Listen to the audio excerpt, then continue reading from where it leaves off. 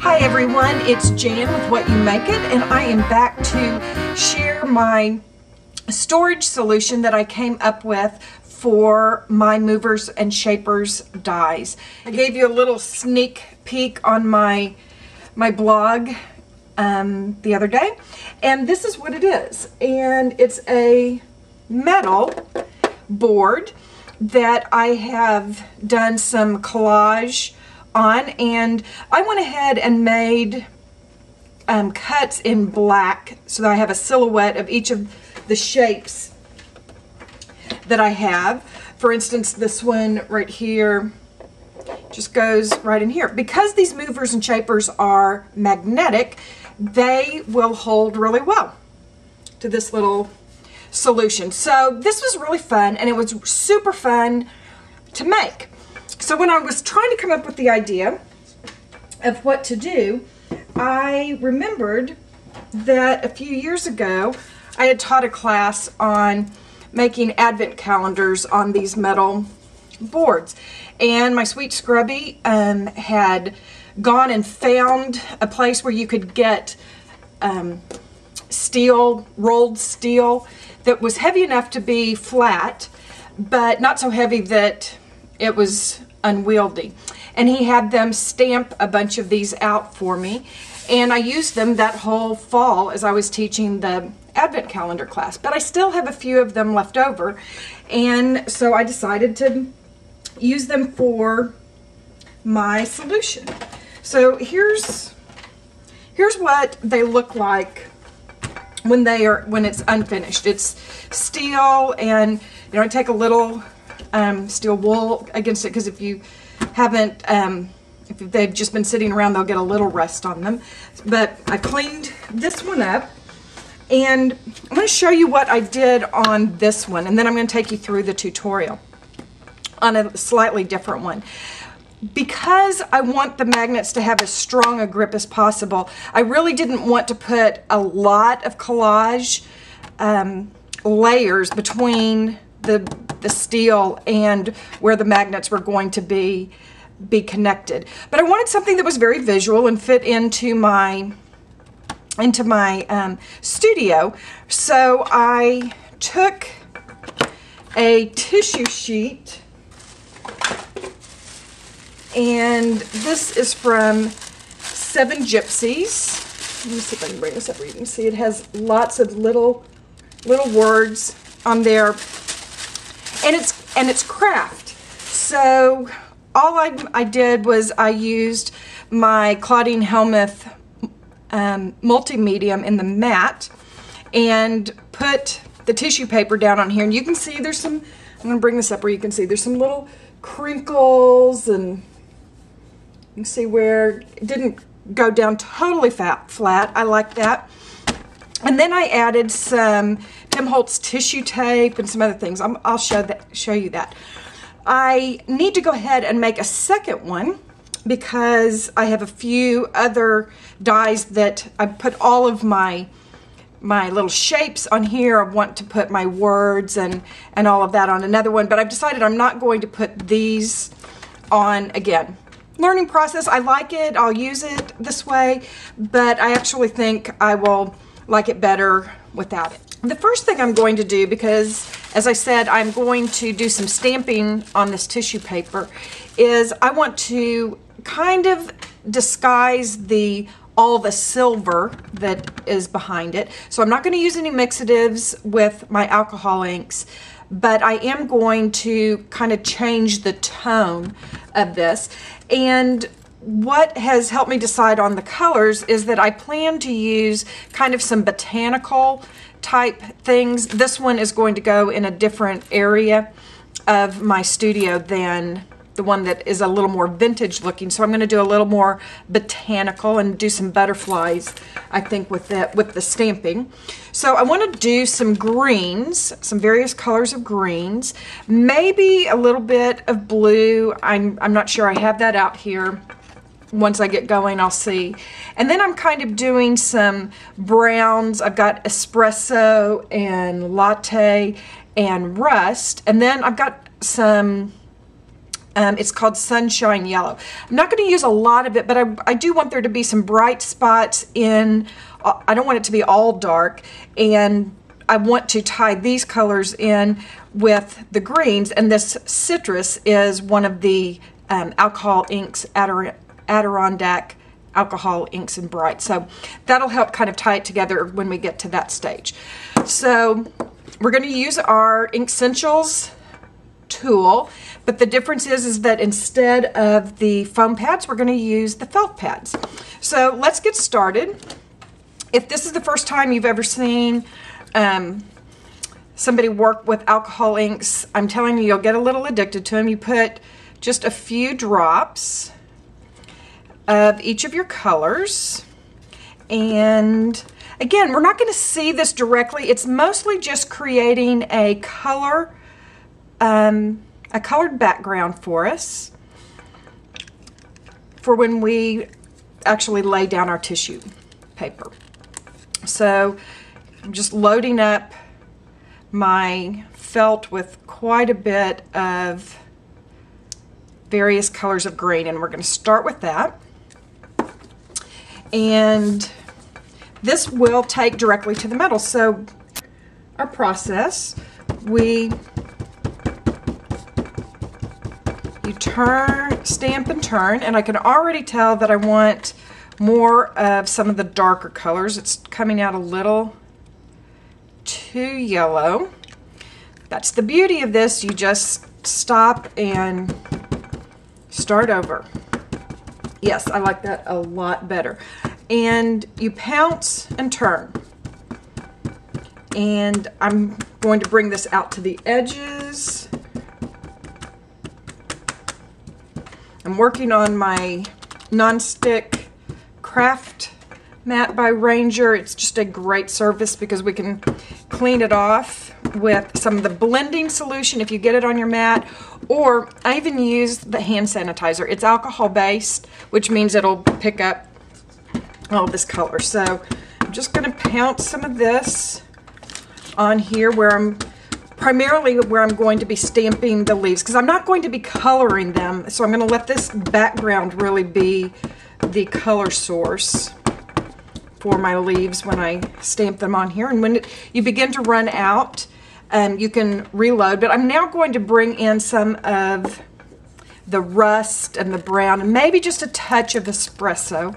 I can get this open without squirting it all over me. There we go. There we go. Clearly it's been a while since I've used that one. So let's put a little bit of this in here. I'm going to put a little bit of latte as well. This is just a fun technique. I enjoy playing with different things, and I guess that's why I decided to show you this one instead of just showing you one that was already pre-printed, because it's fun to do something else and see what other looks you can get. I'm doing the same thing.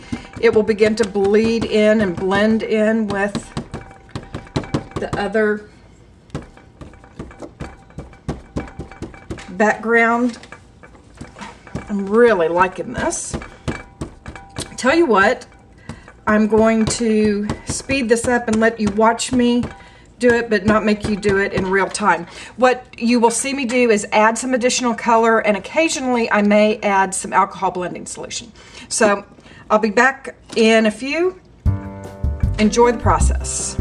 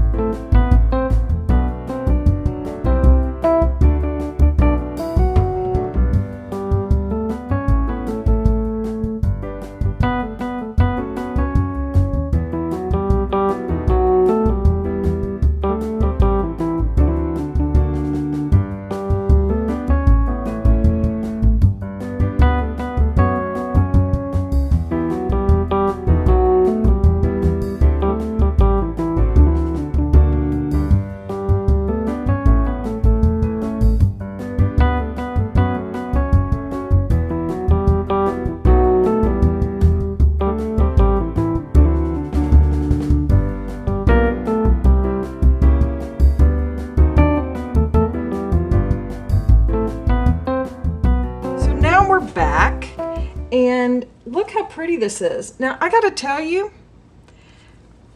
because I hadn't made one of these this way, I, planned to go on and do some other things, but I gotta tell you, how cool is that? I love that marble look that you get. I'm sorry, I'll get the shine off of it. So, see if you can see just how cool that is. So honestly, I could hang it up right now and use it that way, but I want to go ahead and show you the rest of the technique. Using a Stampin' Up! Wheel that has leaves on it, which I thought would be fun. And I'm going to work with some stays on olive green right now. Because, again, we're going to be using water-based medium, which is multi-medium, we want to make sure that we're using a permanent ink, which is stays on. So, again, you all have heard me say this a gabillion times, but we're not gonna worry about this. This is just fun. In fact, I did a blog post on the benefit of creative play, and honestly, one of the biggest benefits is that it helps you lose the fear of making a mistake. So I'm just gonna run this up and along. Going to put some leaves in some of these various and sundry places.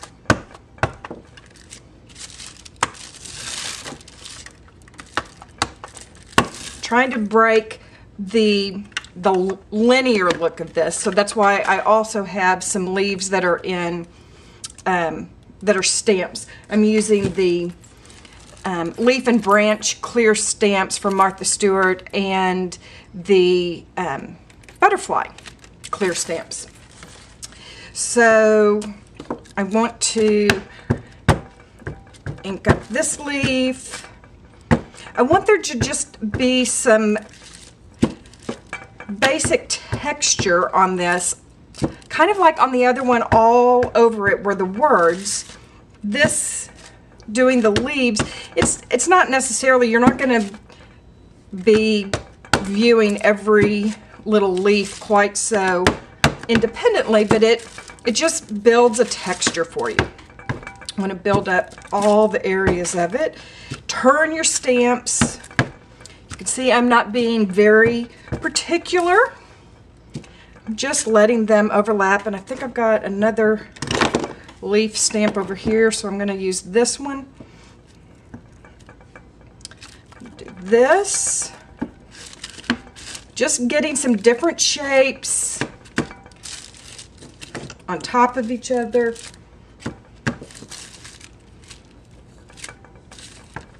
And I'm sticking to all green on this particular layer. When I have done when I've actually collaged the tissue paper onto the metal board, then we'll do some other things to give it some other color and texture. But I'm just wanting to make sure that there's the impression of leaves, and I have decided I'm not going to put butterflies on at this point. I will probably do something with them in one of the other steps that now we want to take our tissue paper, and it's good and it's dry. Stays on dries really quickly. I'm going to crumple it up, and no, I'm not throwing it away. Bringing this back, I'm going to uncrumple it. I want all those wrinkles in this tissue paper to be there. Okay, so now I'm going to take my foam brush and my Claudine Helmuth multi-medium. This makes a great glue. Use it for a lot of mixed media kinds of things, but it's perfect for this as well. And you can see it's not changing the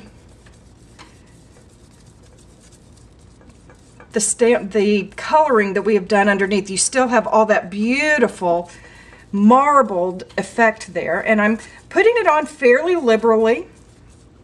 I'm not worrying about getting it too I don't want it to be too thin a layer.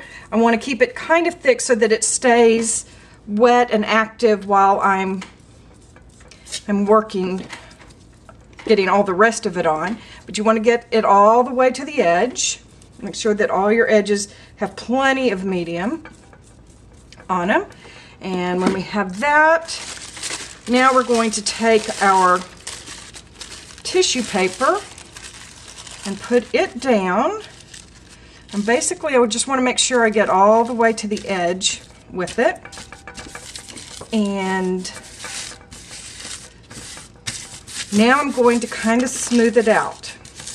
I want some of these wrinkles in here, so I am so not worrying about it. I am going to take my brayer and rub it down into it so it gets a very good adhesion. Okay, so while I'm doing this, I'm just going to talk to you a little bit. As I was telling you, I did a blog post, and I hope that you will come visit me on my blog. You know, with life being crazy like it is, I don't always get to do videos and tutorials the way as often as I want to, but I do try and do some fairly regular blog posts, and sometimes I share my thought process more than I'm sharing an actual tutorial, but sometimes I put things on there that, you know, I'm not ever going to get around to doing a video on it. So I hope you'll come join me over there so that we can have some conversation. I hope you'll join me for the second half of this video. I wanted to leave all the detail in because there's so many super techniques in it. Please join me on the second part. And if you'd like to get one of these boards for yourself, please check out my blog. I will have a link below, and I'll look forward to seeing you in the next video.